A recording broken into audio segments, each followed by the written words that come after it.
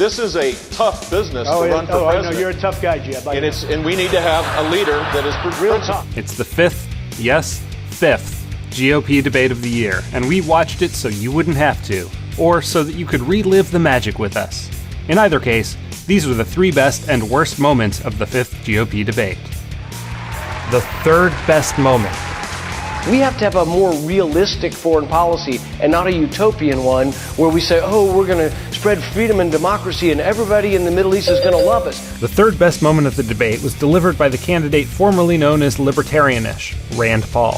While the rest fought over which parts of the map should be carpet-bombed, Paul summoned the ghost of his father's campaign and pushed back on the GOP's lust for regime change in Iraq, Libya, and now Syria. It has not worked. Out of regime change, you get chaos. From the chaos, you've seen repeatedly the rise of radical Islam. So we get this profession of, oh my goodness, they want to do something about terrorism, and yet they're the problem because they allow terrorism to arise out of that chaos. Thank you, Senator. The second best moment. I believe in an America First foreign policy. Instead of being a Woodrow Wilson democracy promoter, we ought to hunt down our enemies and kill ISIS. It wasn't just Rand Paul questioning Republican foreign policy orthodoxy.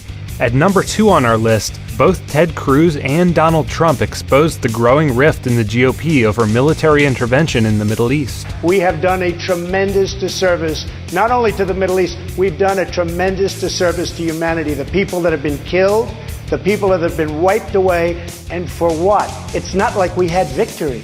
It's a mess. And the best moment of the fifth GOP debate.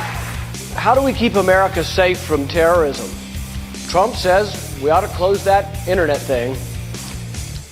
The question really is, what does he mean by that? For our top honor, we turn back to none other than the Kentucky senator, reanimating his inner libertarian with a spirited defense of American ideals that are under assault by other candidates. I think if we ban certain religions, if we censor the internet, I think that at that point the terrorists will have won.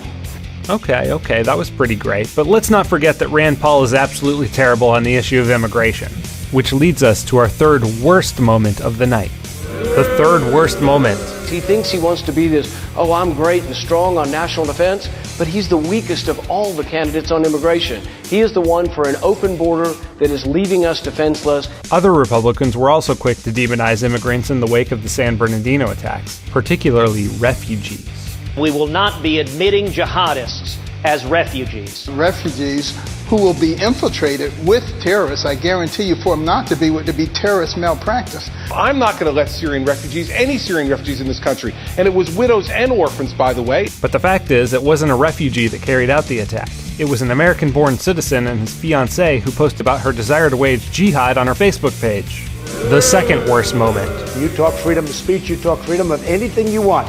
I don't want them using our internet to take our young, impressionable youth. Republicans aren't just determined to stop the flow of people, but of ideas by trying to clamp down on the internet and encryption technology. There is a big problem. It's called encryption. And the people in San Bernardino were communicating with people who the FBI had been watching. Never mind that the FBI hasn't confirmed that the attackers used any encryption, simply that it existed on their phones, just as it does on almost every smartphone everywhere. And the worst moment of the fifth GOP debate. Keep our nation safe. Keep America safe. Keep America safe. Keep our kids safe. The atmosphere of apocalyptic doom cultivated by both candidates and CNN made this entire debate a generally miserable event whose worst moment can't be whittled down to a single soundbite. Suffice it to say, most of the candidates seem to be jockeying for position as the bomber-in-chief most likely to start World War III. You know, we've got a phobia about boots on the ground. If our military experts say we need boots on the ground, we should put boots on the ground. We need to focus our attention on Iran, because if you miss Iran, you're not going to get ISIS. Frankly, it's time that we punch the Russians in the nose. Wow. Agree, disagree, or have other moments you think were particularly good or awful? Let us know in the comments.